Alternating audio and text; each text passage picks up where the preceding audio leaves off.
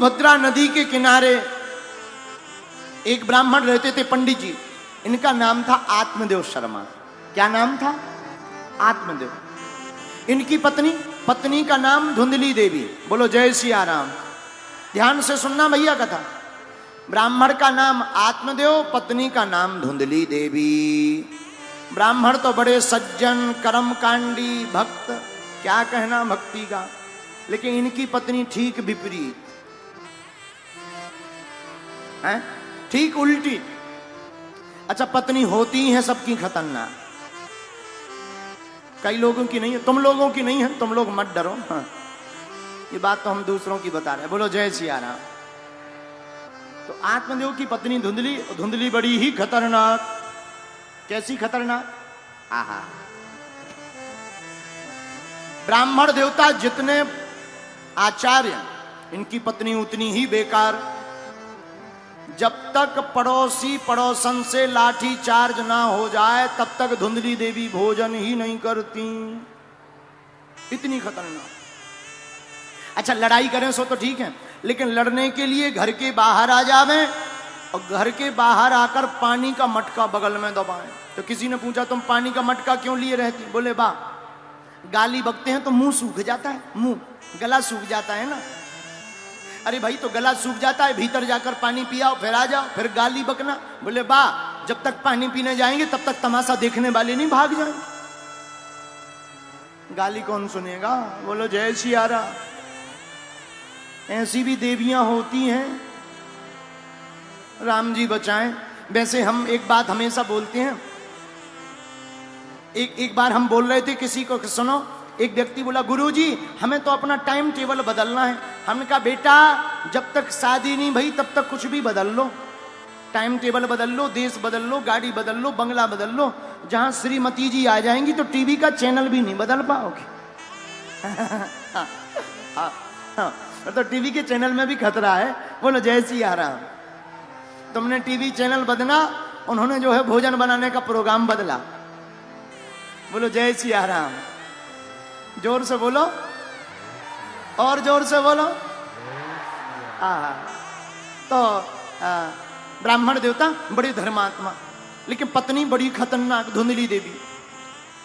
भगवान की कृपा से ब्राह्मण के घर पे सब कुछ है, पर अच्छा खासा मकान है, पत्नी है, इज्जत है, यश है, कीर्ति है। बस एक कमी है, क्या? संतान नहीं है।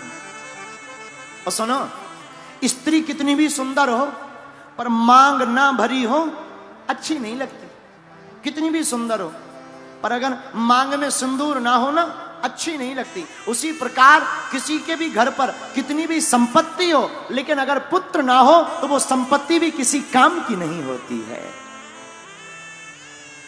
पति बिन सूनी मांग, पुत्र बिन है घर सूना।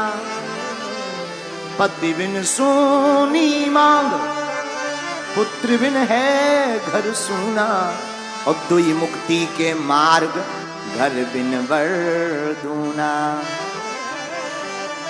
दोनों आवश्यक है। ब्राह्मण देवता के कोई संतान नहीं, इतने अभागी। घर पे कोई भी गाय माता लावे ना, हे राम राम राम राम राम राम, गाय माता घर पर तो आ जावे, लेकिन भैया घर पर आते ही गाय माता बछड़े देना बंद कर दे। पेड़ लगाते हैं, पेड़ तो बड़ा हो जाता, फल नहीं आते। मैंने कौन सो पाप कियो। ब्राह्मण देवता रोने लगे, आंखों में आंसू भर के परमात्मा को देखकर, मैंने कौन सो पाप कियो। हरि जी तुमने जो दुख है सो दियो। प्रभु जी तुमने जो दुख है सो दियो। एक महात्मा को सुनाया तो पंडित जी बोले, पंडित जी। महात्मा बोले, अरे पंडित जी, सुतदारा अरु लक्ष्मी पापी के घर होए। पंडित जी, संतान, रुपया, पत्नी, ये तो पापी के घर भी हो जाते हैं भैया। सुतदारा अरु लक्ष्मी। पैसा पापी के घर होए, पर संत समागम हरि कथा तुलसी दुर्लभ दोय। भगवान की कथा और संतों का संग ये भगवान की कृपा से ही प्राप्त होते हैं, वरना रुपया पैसा पत्नी संतान तो पापी के घर पर भी होते हैं। बोलो जय सिया राम।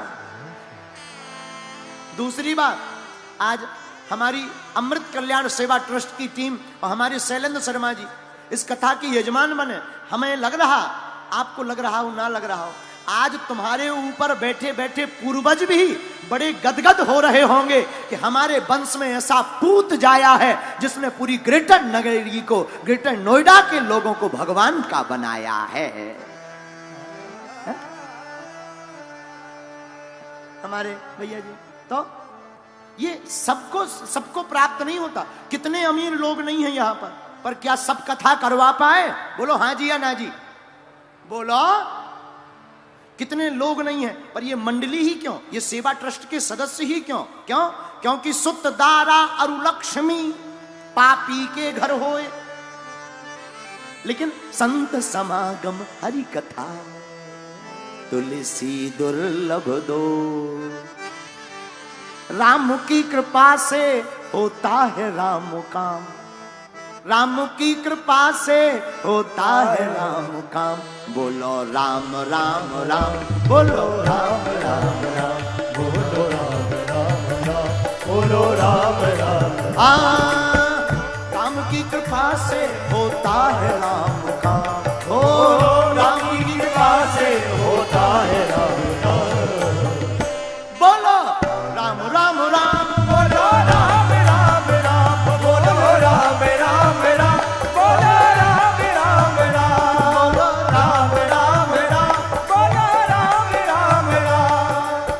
भगवान की कथा करवाने का मौका, करने का मौका, सुनने का मौका, श्रोता बनने का मौका कोई साधारण बात नहीं है, सबको प्राप्त नहीं होता। क्यों? ओ राम की कृपा से होता है राम काम, ओ राम की कृपा से होता है राम काम। राम राम राम, बोलो राम राम राम, राम राम राम, बोलो राम राम राम, राम राम राम, बोलो राम राम राम, राम राम राम, बोलो राम राम राम। दानी भी होते, राम काम किसको मिलता? दानी भी हुए तो अभिमानी भी भये हैं, ज्ञानी भी हुए तो ज्ञानाभिमानी भी भये हैं। किसी को ज्ञान हो जाए तो ज्ञान का अभिमान, दान दे दो तो दान का अभिमान। लेकिन दान देकर जो भूले उसका भी होता नाम, दान देकर जो भूले उसका भी होता नाम। राम राम राम, बोलो राम राम, राम राम राम, बोलो राम राम राम, राम राम राम, बोलो राम राम राम, राम राम राम, बोलो राम राम राम, राम राम राम, बोलो राम राम राम। दास धीरेन्द्र ने मन में विचारा, प्रभु का नाम यूं दिल से उचारो, प्रभु का नाम यूं दिल से उचारा, प्रभु का नाम यूं दिल से उचारा। और जो प्रभु के भरोसे होता, राम के भरोसे हो तो मिल जाए हनुमान, राम के भरोसे तो मिल जाए हनुमान। राम राम राम, बोलो राम राम राम, राम राम राम, बोलो राम राम राम, राम राम राम, बोलो राम राम राम। राम के भरोसे होता है राम काम, ओ राम के भरोसे होता है राम राम राम, बोलो राम राम। राम राम राम, बोलो राम राम राम, राम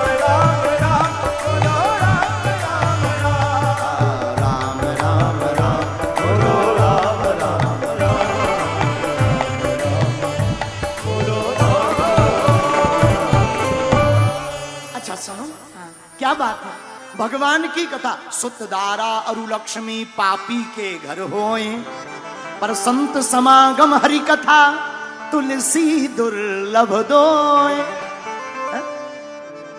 पापी के घर पैसा होता, पत्नी होती, पुत्र होते, लेकिन संतों का आगमन और भगवान की कथा पापी को नहीं मिलती। जो पापी होते हैं वे हट जाते हैं, जो प्रभु के होते हैं वो इस आयोजन की कृपा को पा जाते हैं।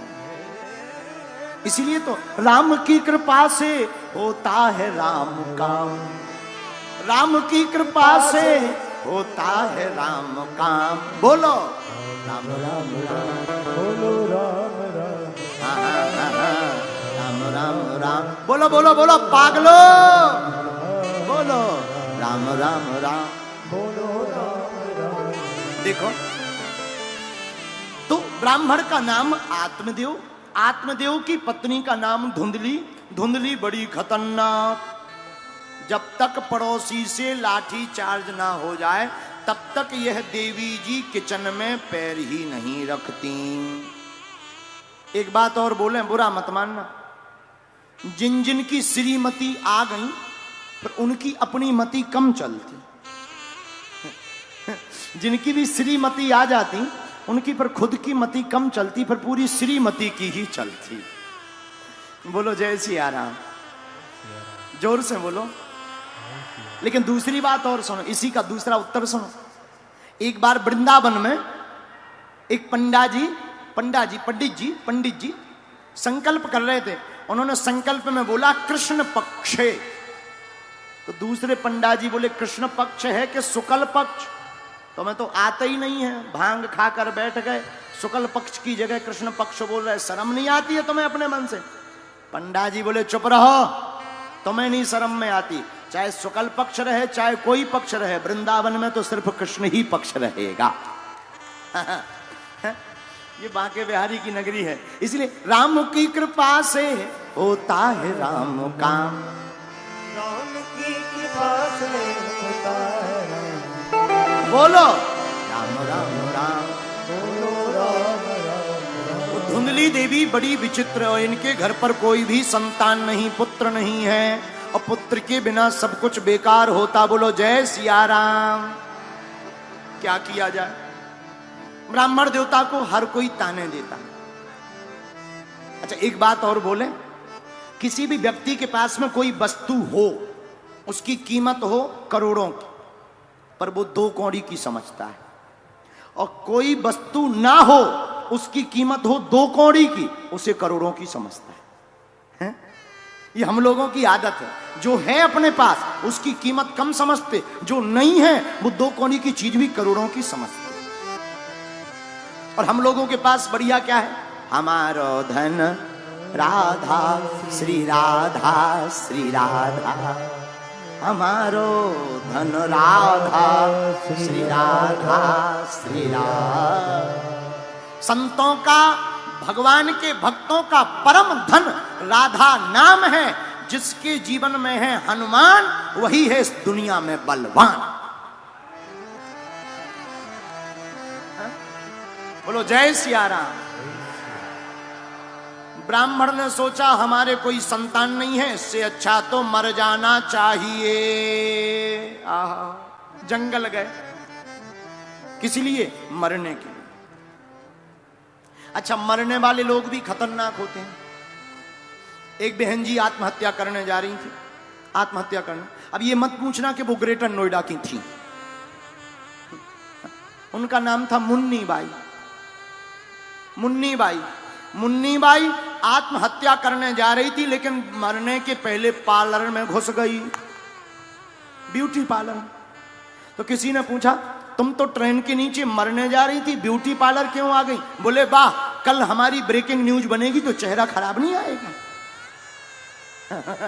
बता बता, बोलो जय सिया राम। अब ये मत पूछना कि वो यहीं ग्रेटर नोएडा में रहती थी, ये भी नहीं बताएंगे कि वो स्वर्ण नगरी में रहती थी, क्योंकि हमारे पंडित जी स्वर्ण नगरी में रहते हैं। बोलो जय सिया राम। जोर से बोलो, और जोर से बोलो। तो ब्राह्मण देवता मरने के लिए वन में गए। क्यों? क्योंकि कोई संतान ही नहीं है, तो इससे अच्छा मर जाना ही ठीक है। वन में बैठे बैठे भगवान को याद करते करते ब्राह्मण रोने लगे। हरि जी मैंने कौन सो पाप कियो, हरि जी मैंने कौन सो पाप कियो, कौन सो पाप कियो, प्रभु जी मैंने कौन सो पाप कियो। आंखों से धर धर करके आंसू बहाने लगे। एक महात्मा चले जा रहे थे, महात्मा की नजर ब्राह्मण पर पड़ी। आहा, महात्मा ने सोचा कोई भगवान का भक्त है, भगवान के लिए रो रहा इतने वन में, चलो बात करें। पंडित जी राम राम, क्यों रो रहे हो? प्रभु की याद में। तुम्हारी याद आती है, बताओ क्या करें, तुम्हारी याद आती है, बताओ क्या करें,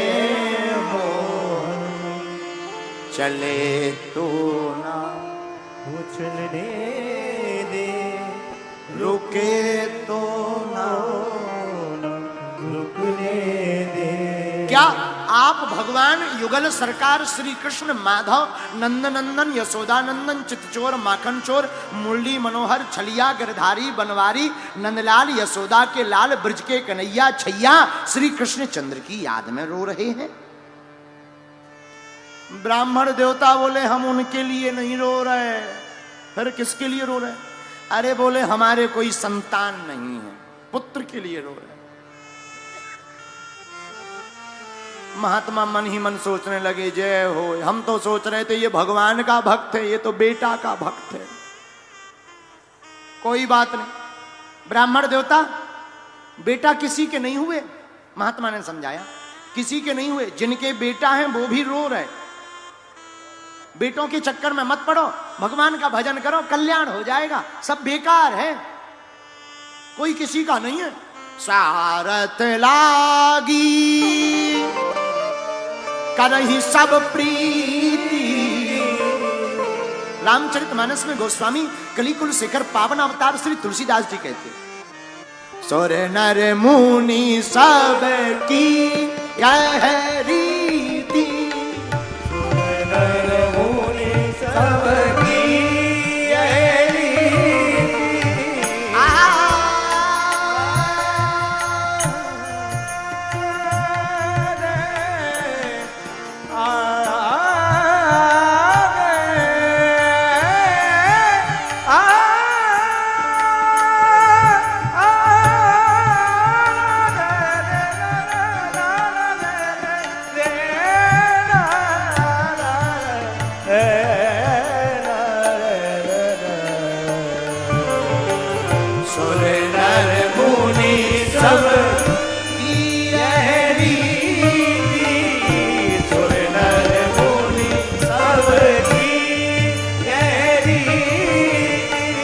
स्वार्थ लाग करहि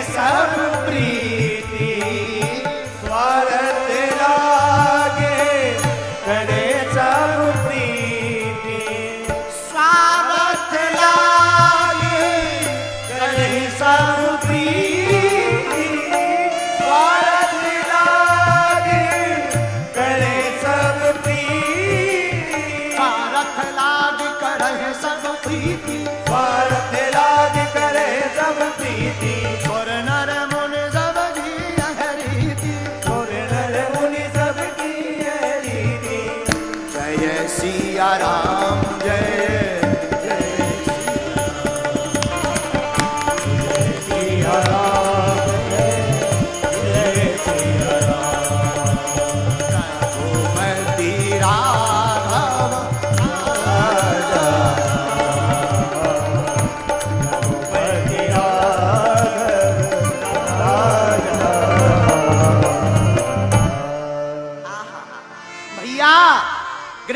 खुदा के पागलों, इस संसार में कोई भी अपना नहीं है।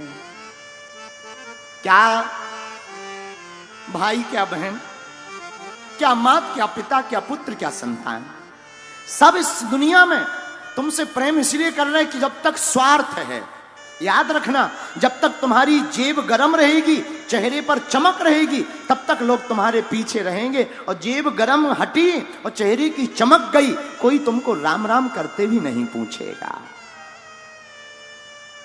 ये दुनिया का स्वभाव है। अरे काम पड़े कछु और है, काम पड़े कछु और है, काम करे कछु और। विवाह होते के बाद में नदी सिरावत मोर है।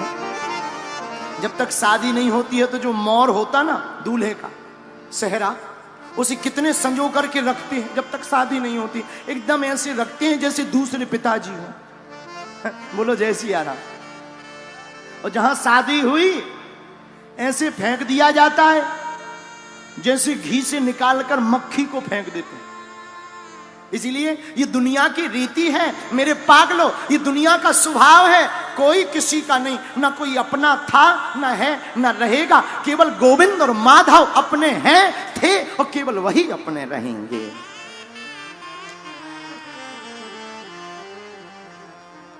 मोहे लागी लगन गुरु चरणन की, मोहे लागी लगन गुरु चरणन की। मीरा भाई,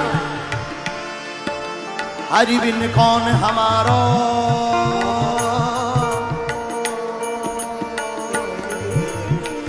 हरि बिन कौन हमारो,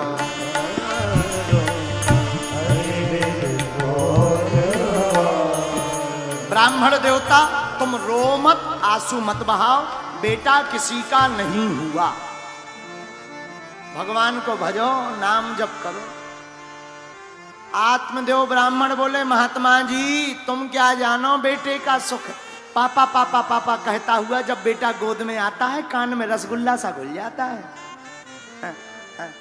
आप क्या जानो, आप तो ठहरे साधु महात्मा, तुम्हें क्या पता बेटे का सुख क्या होता। हम गृहस्थियों को पता है। पापा पापा कान में रसगुल्ला सा घुल जाता है। अच्छा हाँ महाराज, हमें तो बेटा ही चाहिए, भगवान नहीं चाहिए। हे भगवान कितने विचित्र आदमी हैं। चलो हम तुम्हारे भाग्य को पढ़ते हैं। महात्मा ने आत्मदेव ब्राह्मण के भाग्य को पढ़ा और मस्तक की रेखा पढ़ करके कहा, अरे पंडित जी तुम एक जन्म की बात कर रहे हैं। सप्त जन्मावधि नई बचा, सत्य जन्मावधि तो पुत्रो नई बचा नई बचा।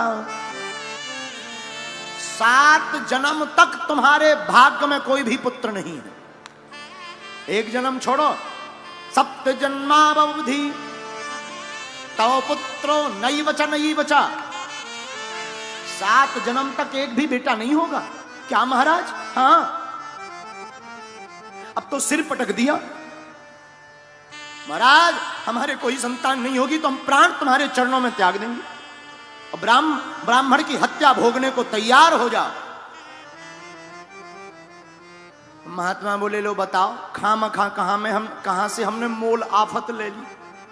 हम अच्छे खासे चले जा रहे थे, अब बताओ वो कह रहे हैं कि बेटा का या तो आशीर्वाद दो नहीं तो ब्रह्म हत्या भोगो। कितनी विचित्र बात फंस गई। महात्मा ने बहुत समझाया, नहीं माने तो महात्मा बोले ठीक है कोई बात नहीं, लो ये फल ले लो, अपनी पत्नी को खिला देना, भगवान ने चाहा तो तुम्हारे घर पर भी बेटा होगा। जय हो महाराज। अच्छा महाराज कोई नियम तो नहीं करना? हाँ हाँ 2-3 नियम करना। ब्रह्मचर्य का पालन करना, भगवान का भजन करना और जाओ तुम्हारे सुयोग्य बालक होगा। जय हो पंडित जी। महात्मा को प्रणाम किया। ब्राह्मण देवता ने फल लिया। आहा हा। घर आए, पंडित जी की पत्नी का नाम धुंधली। अपनी पत्नी को वो फल दिया, देवी जी ये खा लो, भगवान ने चाहा तो 9 महीने बाद अपने घर पर बेटा होगा। खुशियां आएंगी, जय जयकार होगी। ब्राह्मण देवता तो इतना कह के चले गए घर में, गांव में, मित्रों के पास। अब पत्नी तो थी खतरनाक, अब फल लिए बैठी, खाऊं कि ना खाऊं। इतने में पड़ोसन आ गई। अरे बहन बड़ी चिंता में दिखाई पड़ रही, क्या बात है? हाँ बहन तू ठीक आ गई, मैं तो बड़ी परेशान बैठी सुबह से। क्या हो गया? बहन मैं क्या बताऊं, मेरे पतिदेव ये फल लाए हैं, वो कह रहे थे खा लेना, तेरे घर पर तो भगवान ने चाहा तो अपने घर पर बेटा होगा। अब तू ही बता, कहीं फल खाने से बेटा होते हैं? पड़ोसन ने समझाया, संतों का प्रसाद है, पालो, क्या पता काम कर जाए। अच्छा बहन मैं खा तो लूं, पर मैं तुमसे कुछ पूछूं? हाँ पूछ। मैंने सुना है जो स्त्री गर्भवती हो जाती है वो दौड़ नहीं पाती। तो पड़ोसन ने कहा, तुझे कौन सा आर्मी की भर्ती देने जाना है? आरती की भर्ती में थोड़ी जाना है जो तुझे दौड़ लगाना है। तो धुंधली देवी कहती है, नहीं नहीं बहन, शायद घर में आग लग गई, और घर में आग लगी तो सब तो भाग जाएंगे, मैं नहीं भाग पाऊंगी और जल करके मर जाऊंगी। पड़ोसन ने कहा, गारंटी थोड़ी है कि आग लगेगी, जरूरी थोड़ी है। तो धुंधली देवी बोली, तुम गारंटी लो कि आग नहीं लगेगी। बोले ये तो गारंटी नहीं ले सकते। दूसरी बात, बहन हमने सुना जो स्त्री गर्भवती हो जाती है उसका रूप सौंदर्य चला जाता है। पड़ोसन ने कहा, अरे तुझे वंश बढ़ाना है, भगवान की कृपा को पाना है, या अपना रूप सौंदर्य देखना है? तू बातें मत बना, पाले प्रसाद। नहीं पाया, पड़ोसन भग गई।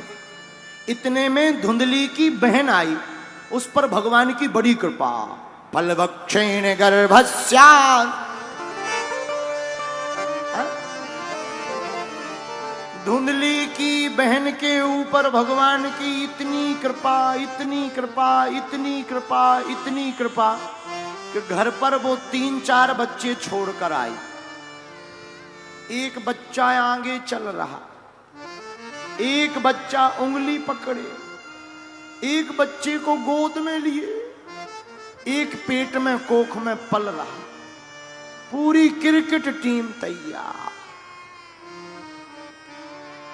अरे धुंधली सीताराम।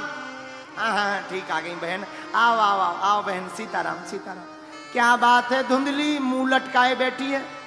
क्या बताऊं, हमारे पतिदेव फल लाए हैं, कह रहे थे खा लेना, बेटा होगा। बताओ, संतों का दिया है, खाऊं या ना खाऊं? धुंधली की बहन तो चाहती थी ये खाए ना, और नहीं खाएगा तो ठीक रहेगा, कम से कम नहीं खाएगा तो एक आध बच्चा इसका यहीं सेट हो जाएगा, संपत्ति मिल जाएगी। अरे ओ बहन, बाबाओं के चक्कर में मत पड़। बाबा बैरागी है, न जाने कौन सा मंत्र फूंक के फल खवा दें, तू पागल हो जाए, बाबरी हो जाए, बसीकरण हो जाए, बर्बाद हो जाएगी। हाँ सही बात है। और हमारे पति तो बड़े कॉन्फिडेंस से कह रहे थे कि फल खा लो, जय जय हो जाएगी। हाँ एक काम करो, ज्यादा मत घबराओ, झूठ मूठ का गर्भवती होने का नाटक शुरू कर दो। हमारी कोख में बालक पल रहा, जब भी कुछ होगा हम तुम्हें सौंप देंगे। इस फल का क्या करें? हाँ जो फल है ना, एक काम करो, ये जो गाय है ना, गाय ने आज तक बछड़ा नहीं दिया, इसे खिला दो, असली होगा तो दिख जाएगा। गाय को फल खिला दिया, खुद गर्भवती होने का नाटक करने लगी। कालांतर में धुंधली की बहन के एक बेटा हुआ, रातों रात धुंधली को दे दिया, भगवान की कृपा हो गई, बेटा हो गया। और धुंधली देवी ने झूठ मूठ का बनाकर अपने पति को भी बता दिया, स्वामी जी बधाई हो, बेटा हुआ है। ब्राह्मण सीधे साधे खुशी हो गए, ढोल नगाड़े बजवाए, वाह वाह वाह वाह, बेटा हो गया। लोग हमारे ऊपर बहुत हंस रहे थे, अब सबके मुंह बंद हो गए। लेकिन समय की बात है, समय बड़ा विचित्र होता है। इनके बेटा हुआ सो तो ठीक है, जो फल गाय को खिलाया था गाय के भी एक बच्चे का जन्म हुआ, लेकिन बछड़ा या बछड़ी नहीं, कान गऊ जैसे, बाकी पूरा मानव जैसा एक बालक हुआ। अब तो चारों दिशाओं में चमत्कार का नाम फैल गया भैया। पंडित जी के घर पे पहले एक भी संतान नहीं थी, अब तो गाय के भी बेटा होने लगा है? लोग तमाशा देखने वाले आने लगे, जय हो जय हो जय हो। ब्राह्मण देवता एक दिन अपने बालक का नाम रखने लगे।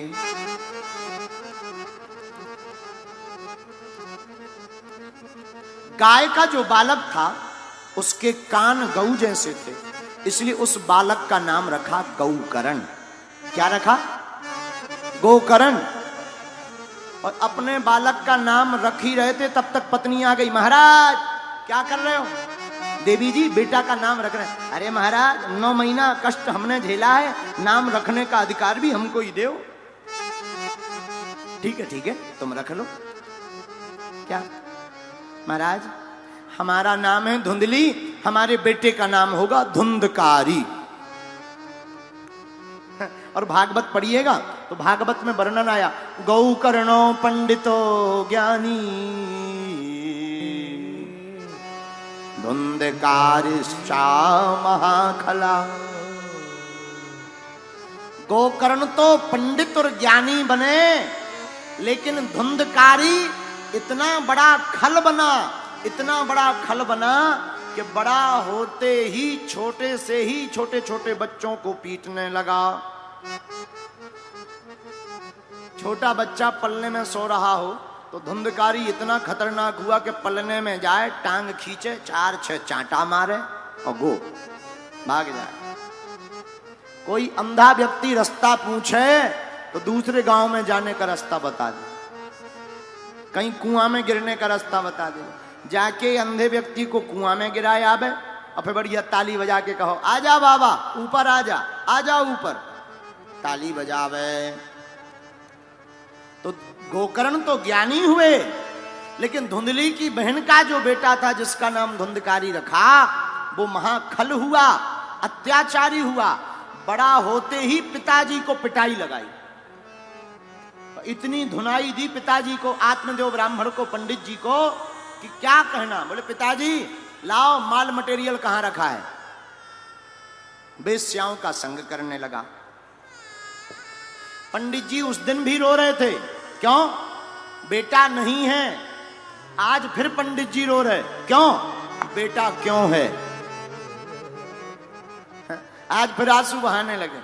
तब गोकर्ण ने समझाया, पिताजी इस संसार में ना कोई अपना है, ना कोई हमारा, ना कोई तुम्हारा। इस संसार में तो परमात्मा ही केवल हमारे हैं। इसलिए पुत्र का मोह छोड़ो, बन जाओ भगवान की भक्ति। देखो बन शब्द कितना अच्छा है। बन जाओ और भगवान के बन जाओ, बन जाओ और भगवान के बन जाओ। राम जी भी जब तक बन नहीं गए तब तक बन नहीं गए। राम जी जब बन गए तो दशरथ नंदन राम से मर्यादा पुरुषोत्तम श्री राम बन गए। इसलिए कितना अच्छा संकेत है, बन जाओ सो बन जाओ, बन जाओ सो बन जाओ, परमात्मा के हो जाओ। बोलो जय सिया राम। जोर से बोलो, और जोर से बोलो। देखो व्यक्ति वही है जो ज्ञान का सदुपयोग करता। गोकर्णो पंडितो ज्ञानी धुंधकारिश्चा महाखला। देखो भैया, संतों का प्रसाद जिसके साथ होता ना, वो खल नहीं होता।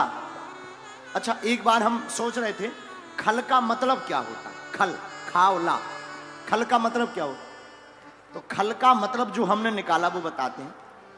खा माने खाए और ला माने लड़े, जो केवल खाए और लड़े उसी का नाम खल। और इसका एक और अर्थ है खल का। दूसरा अर्थ ये है, खा माने खाए ला माने लड़े, जिसका खाए उसी से लड़े, उसी का नाम खल। बोलो सीताराम, जोर से बोलो।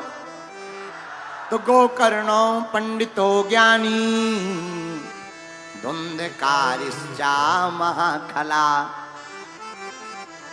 गोकर्ण पंडित हुआ, ज्ञानी हुआ, लेकिन धुंधकारी बड़ा बेकार। पिता को ही मारा। पिताजी से कहा स्वार्थ लागी। गोकर्ण जी बोले चले जाओ, बेटा के चक्कर में मत पड़ो, नहीं तो खपड़िया और फूट जाएगी। सब छोड़ छाड़ के वन में चले गए, जंगल में। और शब्द बहुत प्यारा है, वन। वन वन नहीं, वन, वाह ना, वन। वन शब्द बहुत प्यारा। जो भी वन गया वो बन गया, जो भी वन गया वो बन गया। और एक बात और, आयु में भी वन लगता है। 50 के बाद जो आयु आती 51, 52, तो 51 में भी वन लगता। और जब 51 और 52 लग जाए तो सब गृहस्थी छोड़ छाड़ कर वन चले जाना चाहिए। बोलो सीताराम। लेकिन अगर ये बात हम कहेंगे तो सब लोग कहेंगे जय हो आपकी, अभी तो सोने के टाइम आए, बच्चों को खिलाने के, अभी 51-52 लग गए, आप कह रहे बन जाओ। पर तो ठीक ही है आपकी कथा। नहीं, वन जाने से भर नहीं होता। वन का मतलब वासनाओं से मुक्ति। वासना, कामना, कामनाओं की मुक्ति के लिए ही इंसान बन जाता है। और हम तो वही कहेंगे, श्रेष्ठ त्यागी वही है जो घर में रहकर के भी कामनाओं को त्याग दे और परमात्मा की कामना करने लगे, वही सबसे बड़ा त्यागी है। वही सबसे बड़ा त्यागी है। श्री राम जय राम। तो आत्मदेव ब्राह्मण वन में गए।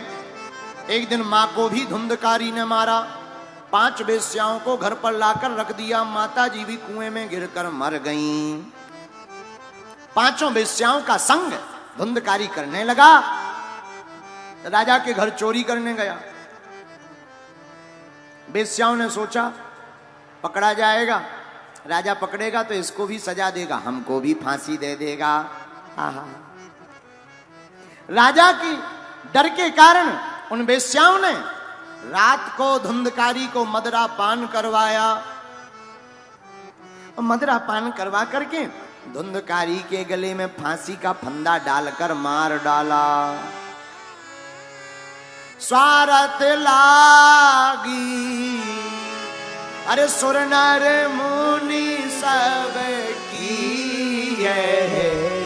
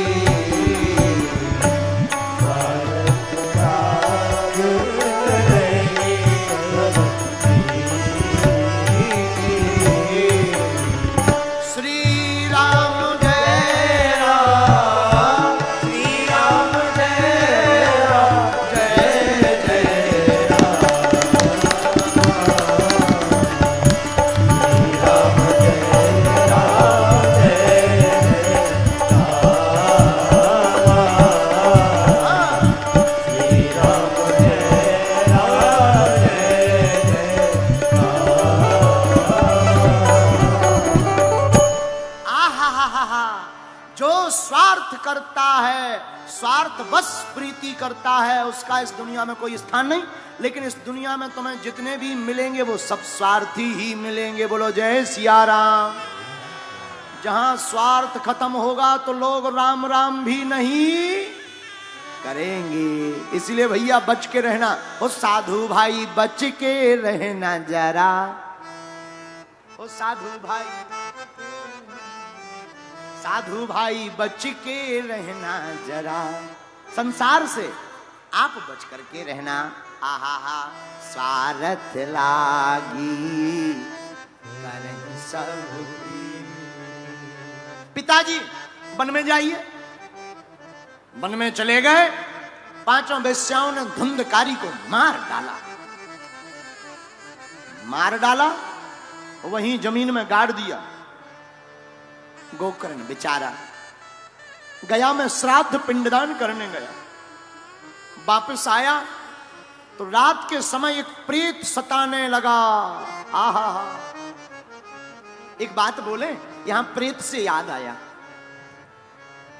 किसी इंसान को बता दिया जाए उस गली से मत निकलना, वहां प्रेत रहता है। कयाचित रात को अगर अकेले में वहीं से निकलना पड़े, फिर इतने हनुमान जी याद आते हैं, इतने जय हनुमान ज्ञान गुण सागर जय कपीस, और भूत पिशाच वाली चौपाई आए, भूत पिशाच निकट नहीं आवे, इतने बजरंग बली याद आ। बहुत अच्छा। देखो, हम बताना ये चाह रहे, गांव के एक झूठे आदमी ने बता दिया वहां से मत निकलना, प्रेत रहते हैं, और हमें गांव के उस झूठे आदमी की बात पर और प्रेत पर भरोसा हो जाता। लेकिन हमारी रामायण हजारों सालों से चिल्ला रही कि भगवान कण कण में रहते हैं, तो जहां प्रेत रहता है वहां परमात्मा भी तो बसते हैं। लेकिन प्रेत पर भरोसा है, परमात्मा पर नहीं। इसी को निकालने के लिए भगवान की कथा की आवश्यकता है। प्रेत बनकर धुंधकारी सताने लगा। गोकर्ण ने पूछा, कौन हो? भैया, हम तुम्हारा बड़ा भाई धुंधकारी। अरे, तुम प्रेत बन गए? हमने तो तुम्हारे नाम से गया जी में पिंडदान किया, फिर भी तुम प्रेत बने? धुंधकारी कहता है, भाई हम कोई साधारण पापी नहीं है, नंबर 1 के पापी हैं। हमारे नाम से तुम 1000 बार गया में पिंडदान करो, फिर भी हमारा कल्याण होने वाला नहीं है। क्या किया जाए? अब तो आप ही उपाय बताओ भ्राता जी। ठीक है, तुम चिंता मत करो, हम कल कोई उपाय निकालते। प्रातः काल सूर्य भगवान को अर्घ दिया। कहा, महाराज हमारा भाई प्रेत योनि में है, क्या करना चाहिए? प्रेत योनि से मुक्ति कैसे मिलेगी? सूर्य भगवान ने कहा, गोकर्ण जी, आप अपने भाई को भागवत की कथा सुनाओ। भागवत की कथा सुनने से भूत प्रीत निकट नहीं आता है और प्रेतों की मुक्ति हो जाती है। किसी को पितृदोष लगा हो, भागवत का पाठ करवाना चाहिए। हाँ, 7 गांठ के बांस पर गोकर्ण जी कथा सुनाने लगे, तो एक 7 गांठ के बांस पर धुंधकारी आकर बैठ गया। पहले दिन की कथा हुई, पहली गांठ फट गई। दूसरे दिन की कथा पूरी हुई, दूसरी ग्रंथि फट गई। धीरे धीरे 7 दिनों में देखते देखते 7 ग्रंथियां फट गईं और बड़ा दिव्य रूप लेकर के वह धुंधकारी प्रकट हो गया। चतुर्भुज रूप लेकर हाथ जोड़कर भागवत की महिमा को गाने लगा। धन्या भागवती वार्ता प्रेत पीड़ा विनाशिनी, सप्ताहोपि तथा धन्यः कृष्ण लोक फल प्रदा। धन्य है भागवत की कथा जो हमारे जैसे आतताई को तरन तारण कर दिया। बार बार भागवत भगवान को धन्यवाद देने लगा। बोलो भागवत भगवान की जय। भगवान का विमान आया, धुंधकारी उस पर बैठकर जाने लगा। आहा, तो गोकर्ण ने भगवान के पार्षदों से पूछा, भाई कथा तो सबने सुनी, पर विमान धुंधकारी भर को क्यों आया? सबको आना चाहिए। तो बड़ी अच्छी बात बोली भगवान के पार्षदों ने, भैया कथा तो सबने सुनी, पर जीवन में उतारी किसी ने नहीं। जीवन में उतारी केवल धुंधकारी ने है, और जो कथा को जीवन में उतारता है वही परमात्मा के धाम को जाता है। तो भगवान की कथा भक्ति सिखाती, भगवान की कथा परमात्मा के चरणों में श्रद्धा सिखाती, भगवान की कथा सोए हुए को जगाती, और भगवान की भक्ति सौ को भी शिव बनाती है।